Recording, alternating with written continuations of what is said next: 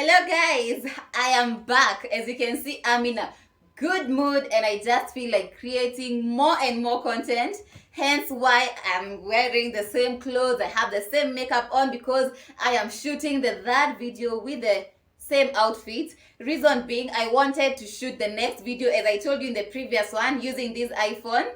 But you all know that iPhone requires maximum lighting. Like with an iPhone, you cannot record like very high quality videos at night unless you have very good lighting, and I only have one ring light and it's 5:43. I don't know if you can see, it's 5:43. So I decided to just go ahead and shoot the rest of the video with this phone. And this video, oh, my name is Ses Paulo, and if you have not subscribed to this channel, kindly do that. And this video is about where to buy your iPhone from, how to know the legit iPhone to buy, how to avoid being scammed. And for me, as I told you in the previous video, when I went to buy an iPhone, the first thing I did was I asked my friends who have iPhones. I asked them where they got theirs from, and some of them recommended to some shops. And I don't know if I should mention the names. Let me not mention the names of the shops because maybe my experience was bad. Maybe my experience, because like I have two friends who told me to go to a certain shop, so probably I'm the only one who had a bad experience, and I don't want to ruin a good business because of my experience. But then I was sent to some shops and we made, like, I communicated to them through Instagram, on WhatsApp.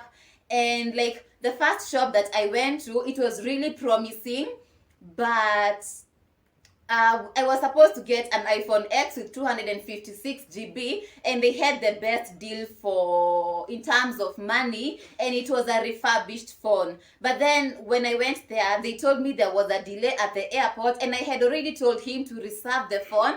I told him that at around 10 a.m. I told him by 12 I'll be there. So he told me, I'll go ahead and reserve the phone for you. So when I went there, they told me there was a delay at the airport, so I have to go back the next day. And I was like, you already told me you have reserved it. Anyway, I just decided to go back home, and then I went the next day. Oh, I texted him, the guy, the salesperson, and he told me there's still a delay, he's going to call me back. But he kept on telling me, I'll call you back, but I was the one who had to keep calling. After 2 hours, I would call again, and I'm like, any updates? So for me, if it's a business, I prefer when you're upfront, you tell me, we're not sure when it's going to come, I'll call you when it comes. But when you tell me 10 a.m., then I call you, you tell me after 30 minutes, after 1 hour. So that was really bad. And then eventually the guy told me there was a miscommunication. The phone is actually 64 GB and I wanted 256 GB. And I was like, my biggest problem with phones have been storage. Like previously when I was using an Infinix phone. Let me show you guys. This is the phone I have been using to make all those videos. As you can see, actually it's dirty, and the screen is cracked, and so it used to hang a lot. The phone used to hang a lot, and yeah, it's worn out because it's quite old. I think I bought it, was it in 2019? I think 2019. So my battery is low.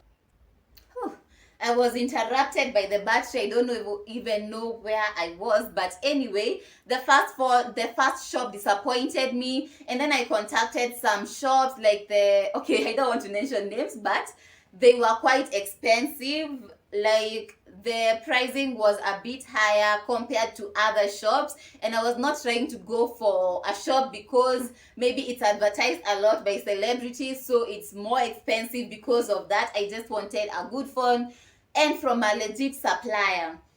Make sure the quality of the videos of the iPhone are very good, because if it's not a legit iPhone, the picture quality, the camera quality, it's not going to resemble that of an iPhone. So make sure that you check the quality of the videos. You even zoom. Like for this phone, the iPhone, this one, if you zoom it even a distance, a very big distance, you can see it clearly. The clarity will tell you if that phone is legit or not. So the other shop I went to, I was sent by a friend, and these friends iPhone. I have never seen the quality that good, but because they had an iPhone, I had to ask for advice. The shop I went to, guys, it was not even a phone shop. It was a shop where they sell clothes and shoes, and then they had a few boxes of iPhone on the window there, put like they were displayed there. And the covers are not even like new covers like this one. They were old covers that you can see they even have dust. And I was like, what? Is this a phone shop? You know, when you're investing a lot of money, you have to be wary of where you're buying. So if it's not a phone shop, what if they close tomorrow? What am I going to do? I checked them, they don't even have a name on the outside. So I was like, no, no, no. I need a shop where I can see, when I Google, I can see it's a registered business, it's a legit business, and it deals with phones. Because this one, I went to the shop, the guy who I was communicating with was not actually the one at the shop. There were two other guys. So I was like, I'm not buying from here. I ran away. So this guy kept on calling me. He called me over 5 times until I had to block that number. I told him, I'm sorry, I cannot buy from you because I was expecting to get a phone shop. The guy literally hung up, he kept on calling, so I had to block him. And then he called again with other phones, and then he texted me again with another number. Oh my god. So to me it was sketchy how much he was trying to convince me to buy from him. When I told him, I even told him I'm coming with my dad, and my dad would not even agree to buy from such a shop. So to me, my guts were just like, no, you shouldn't buy from this person. So I went to so many shops. Long story short, I got mine from this shop. I have the receipt here. It's called Summer Technology. That's where I got my iPhone from. Okay, now the tips. The first thing I was told about buying an iPhone is that you have to check the battery health. So you come to the settings. Okay, I don't know if you can see, guys, but anyway, when you go to the settings, next you will go to general, and then you will check about. Then you will see it's the name. They will have the name, it's iPhone. They have the software version, the model name, and then you also check the battery health. So I had gotten other shops that were selling me phones that were like 70% battery health, and I was like, what, 70%? Sometimes they shoot videos for more than 3 hours, and I don't want my phone to die on me because the battery cannot last long. So where I got this one, I actually got it at 100%. Like the battery health is 100%. So that's a very good thing. And then you also need to check Siri. Siri is one way that you can tell if an iPhone is legit or not, because we have the China iPhones and they actually look legit. But when you check Siri on the fake iPhones like this one, okay. So you go to Siri and then you tell her, Siri, like you tell Siri something and then they respond to you. Where is Siri? Let me show you.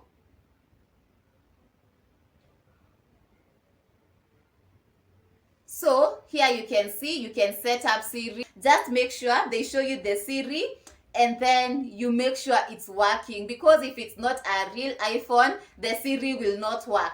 The next thing, you need to make sure it has facial recognition, because maybe it's a stolen phone, and if it's stolen, if you try the facial recognition, maybe it's not going to recognize you because it belongs to someone else. So you need to make sure the facial recognition is there. Also check iCloud. You need to create your own iCloud in that shop. For me, I did all those things in that shop. I set up the iCloud, I checked the Siri, everything. I registered literally everything inside that shop before I left. On another shop I went to, the phone was like, the battery was 5%. So even before I finished checking the phone, the battery was already dead and they didn't even have a charger.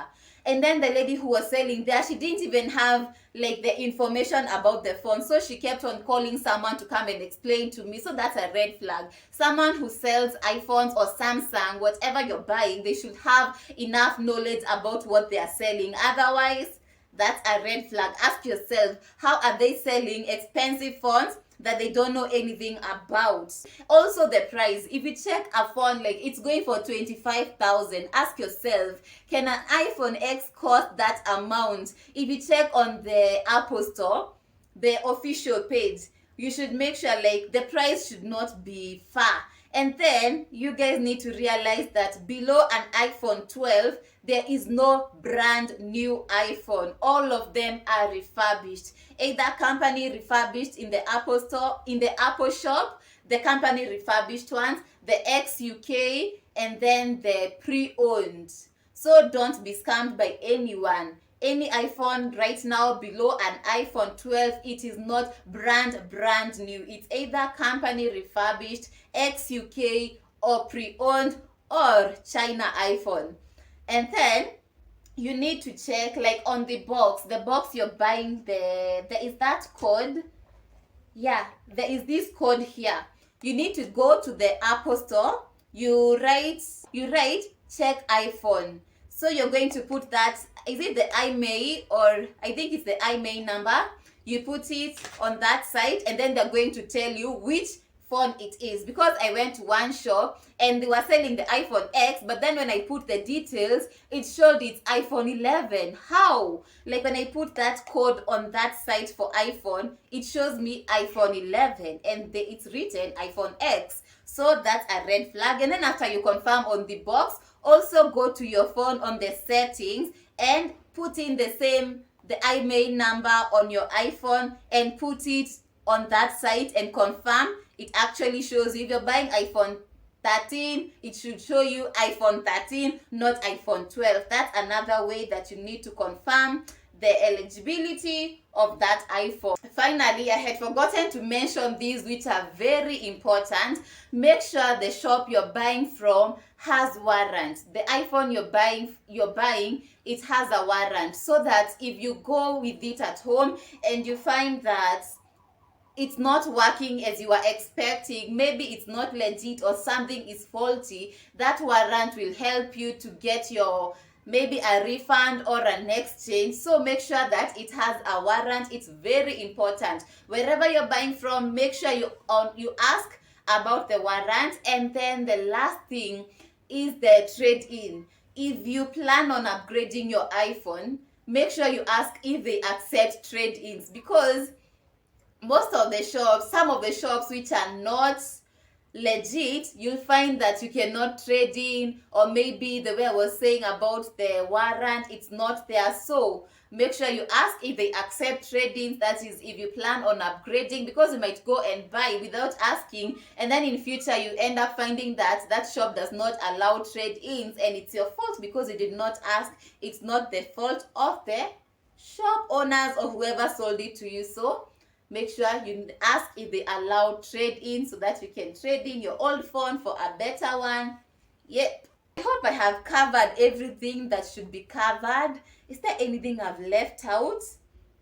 I don't think I've left out anything, but those were the main things that I learned on how to check if an iPhone is legit, and I hope that information is going to guide you guys when you're buying a phone. So if you really want to buy a good phone, I would recommend buy from the reputable shops. Buy from iPhone Street Kenya, buy from Mobile Hub. I think, did they tell me they had iPhones? I think they had iPhones too, the Mobile Hub. I'm not sure, but I talked to them on Instagram.